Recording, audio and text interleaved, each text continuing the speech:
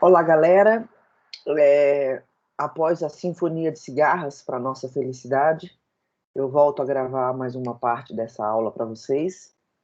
E nessa parte a gente vai finalizar o aspecto do código genético e vamos falar agora com um pouco mais de detalhamento sobre o tRNA e o pareamento códon-anticódon novamente. Nós vamos abordar agora dois adaptadores. Vocês já conhecem bem o tRNA como uma molécula adaptadora.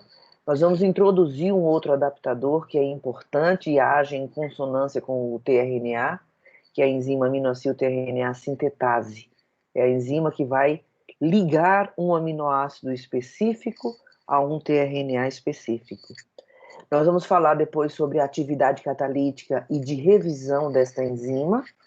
Portanto, nós vamos abordar o primeiro ponto de grande importância na fidelidade da tradução. Fidelidade da tradução que vai implicar num processo com poucos erros ou uma menor quantidade de erros.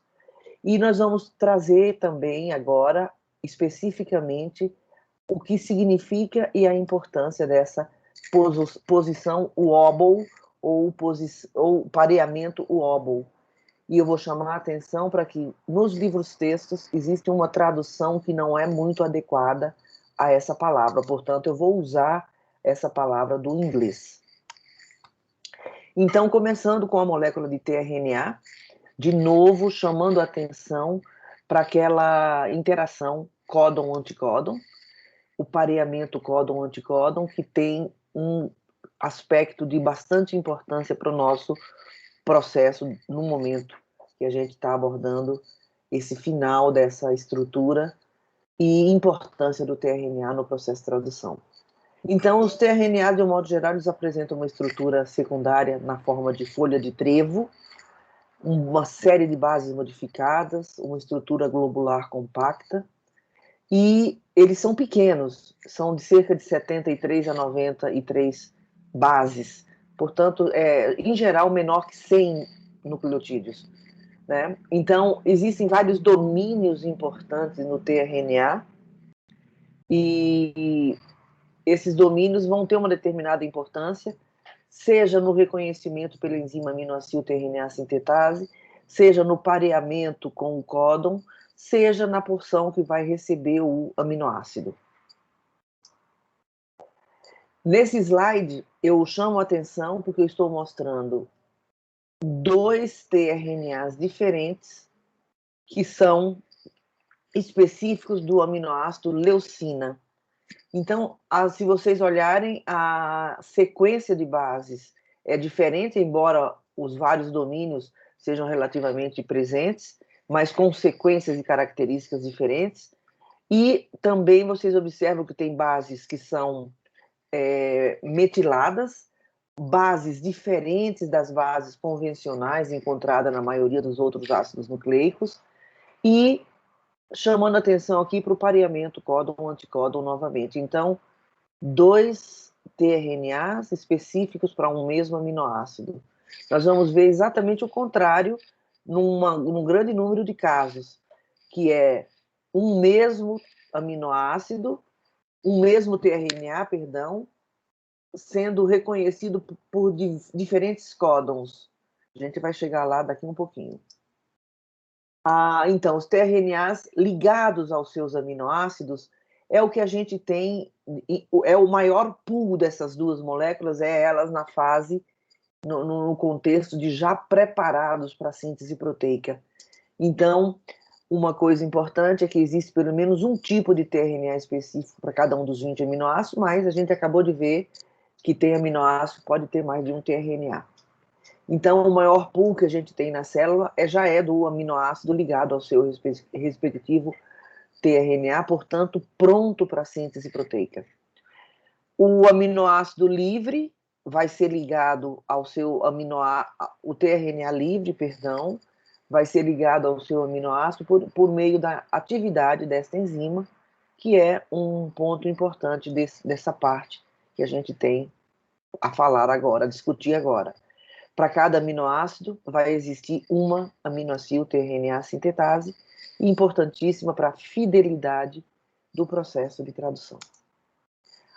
Os componentes que estão relacionados, envolvidos nessa reação de aminoacilação, ou seja, de conjugação do aminoácido ao tRNA, é o tRNA, o aminoácido, são os substratos da enzima aminoacil-tRNA sintetase.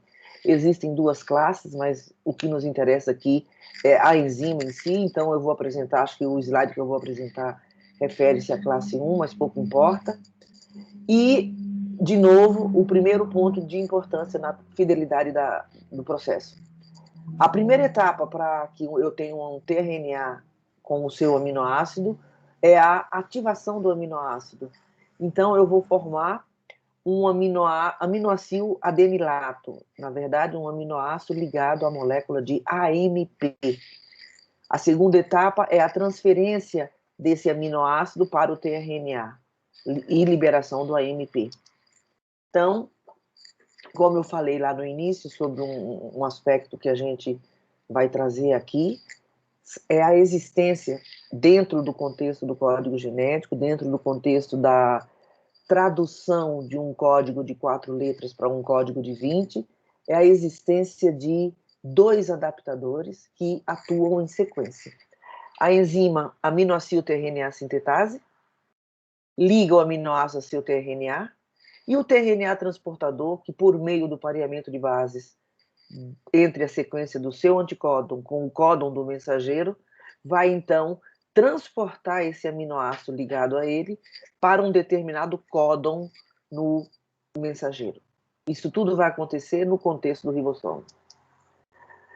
Visualizando isso daqui, eu trago o exemplo usando a enzima triptofanil-tRNA sintetase, que nada mais é do que uma enzima que vai ligar triptofano ao tRNA triptofano. Então, nesse desenho aqui, está faltando eu representar o sítio que é onde se liga o ATP.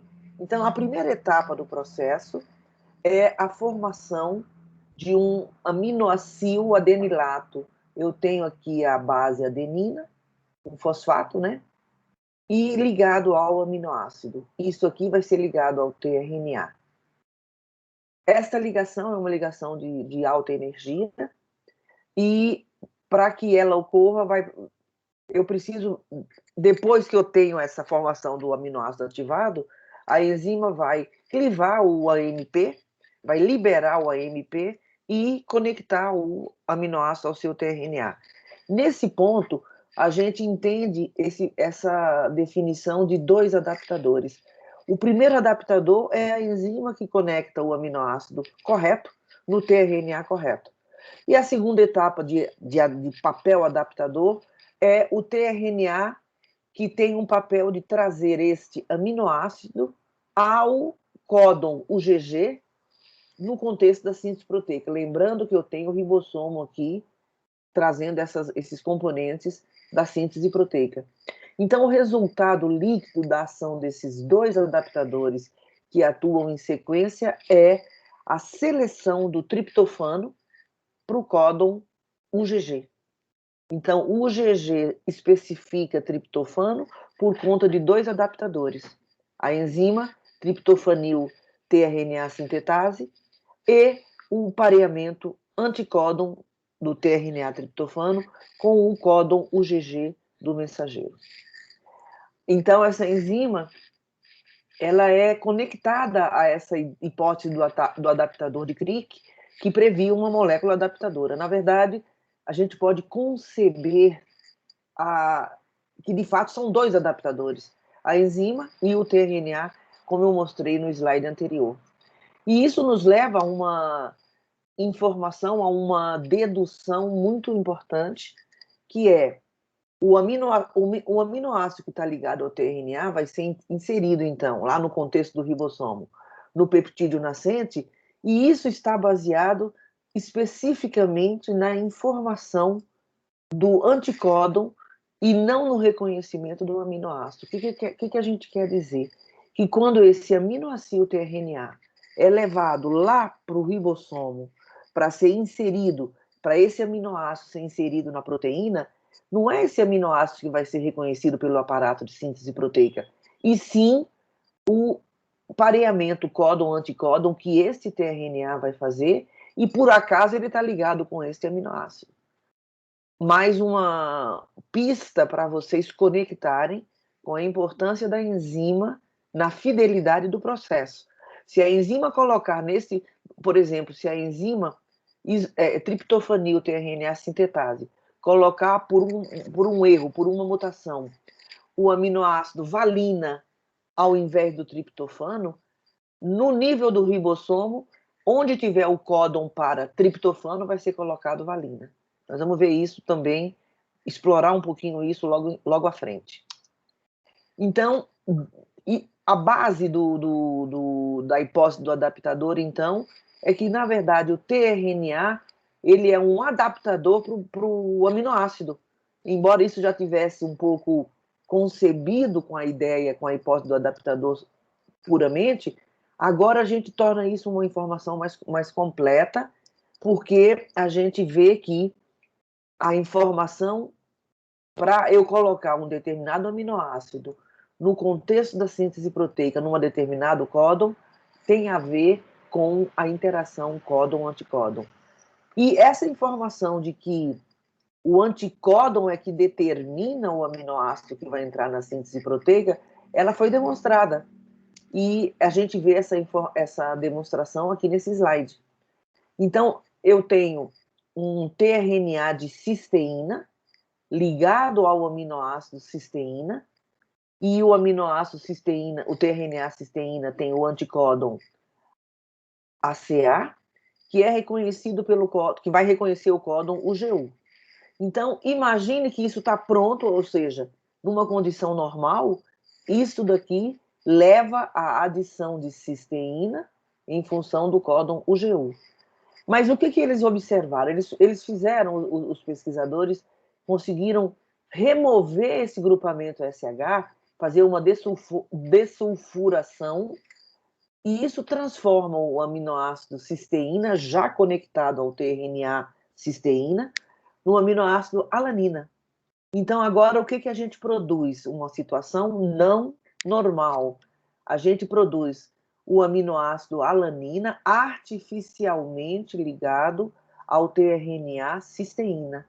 Quando isso foi feito, foi observado que a alanina era introduzida na proteína que estava sendo feita, no códon que seria de cisteína, provando que quem determina qual aminoácido vai entrar na síntese de uma proteína numa determinada região do códon é, na verdade, o anticódon que é selecionado para um determinado códon. Eu sugiro que vocês, isso vai fazer parte de uma atividade, que vocês transcrevam com as próprias palavras e deem um exemplo de como vocês entendem esta importante informação. Bom, repetindo, uma enzima aminoácido tRNA sintetase para cada aminoácido. As enzimas reconhecem os tRNAs de forma independente do anticódon.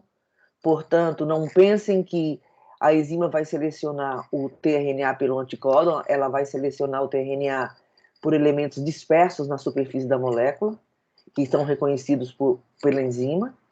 É um assunto que é pouco explorado, eu conheço pouco, e vocês, da literatura, devem ter várias descrições sobre isso. Quem tiver interesse, acha isso facilmente.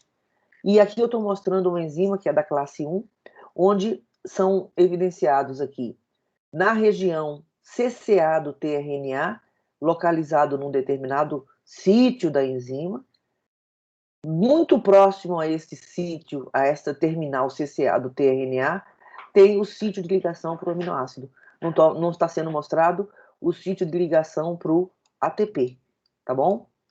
Mas vocês sabem que isso existe, tá bom? Em algum local da molécula. Provavelmente próximo do aminoácido também. A estrutura geral de um aminoácido tRNA é isso daqui. O que interessa nessa estrutura aqui? Interessa vocês olharem e vocês conseguirem identificar que aqui eu tenho um tRNA a extremidade 5' a extremidade 3', que termina por CCA, então que eu estou mostrando o A, e aqui a ligação que vai conectar o aminoácido ao tRNA. A ativação é feita em 2 etapas, como a gente já mencionou. Primeiramente, a formação de um aminoacil AMP, tá aqui, adenosina, aminoacil, monofosfato, e em seguida, a transferência deste aminoácido para o tRNA. Eu também mostro aqui para vocês um outro sítio que não foi falado. Na verdade, não é exatamente esse outro sítio, mas essa enzima tem um terceiro sítio. É um terceiro sítio, que é um sítio de revisão. Tá? Desculpa, eu mostrei aqui onde liga o ATP.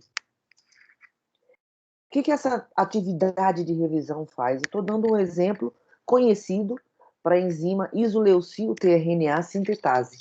Essa enzima, ela tem, vocês percebam que o aminoácido valina só difere do aminoácido isoleucina pela presença de um grupamento metil a mais na isoleucina.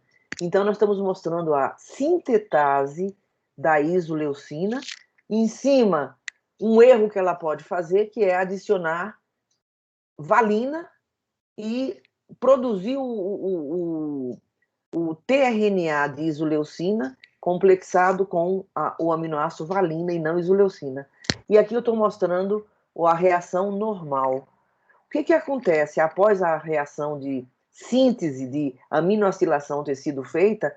Essa enzima isoleucil-tRNA sintetase tem um terceiro sítio, que é aquele que eu mencionei na figura anterior. Esse terceiro sítio permite que ela diferencie o produto que ela fez. Se é valina, valina se encaixa perfeitamente no sítio e leva à hidrólise do aminoácido ao tRNA. Com isso, a reação de aminoacilação volta, gastou energia, mas é melhor voltar, porque isso é o papel de uma atividade de revisão, e vai ser refeita. Portanto, essa enzima tem um mecanismo que evita que um aminoácido parecido possa ser incorporado no tRNA, no tRNA de isoleucina, pela isoleucil-tRNA sintetase. Agora vamos falar um pouquinho do anticódon para especificar a importância daquela posição do anticódon e do códon, e que pode permitir um pareamento diferente do canônico do tipo Watson e Crick. Então, o mensageiro é traduzido do 5' para o 3'. Cada códon apresenta as posições 1, 2, 3, eu já mencionei isso. Sempre a posição 1 é a que está próxima do 5'. Da mesma maneira, no anticódon eu vou ter posições 1, 2, 3, sendo que a posição 1 é a que é mais próxima da extremidade 5' do tRNA. Então, nessa posição 1 do anticódon e 3 do códon, é que eu vou observar a possibilidade de um pareamento diferente de bases, que é o pareamento wobble, tá? Então, muita atenção na nomenclatura, posição 1 do anticódon e 3 do códon. Basta vocês desenharem, não precisa decorar. Desenha 5', 3' o mensageiro, põe o tRNA de maneira correta, 1 é perto do 5', no códon e no anticódon.